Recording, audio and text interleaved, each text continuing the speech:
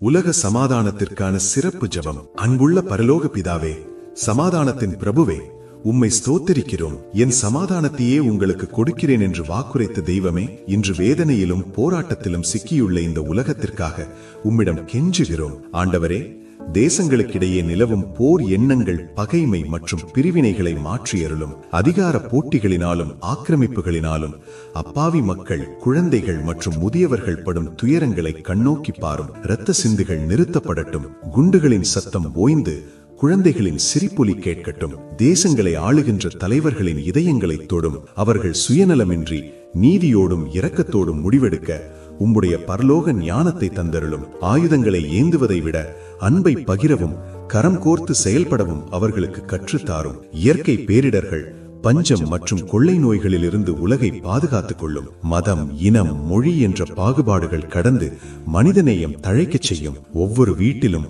ஒவ்வொரு உள்ளத்திலும் உம்முடைய மேலான சமாதானம் தங்குவதாக. அகதிகளாக அலைந்து திரிவோருக்கு அடைக்கலமும் ஆதரவற்றோருக்கு ஆறுதலும் தாரும். இந்த உலகம் அமைதியின் சோலையாக மாறவும் மக்கள் அனைவரும் அச்சமின்றி வாழவும் உம்முடைய கிருபையை ஊற்றும். சமாதானத்தின் தேவன்தாமே உலகெங்கும் அரசாட்சி செய்யும்படி இயேசு கிறிஸ்துவின் இன்ப நாமம் வழியாக மிக தாழ்மையோடு வேண்டுகிறேன் நல்ல பிதாவே.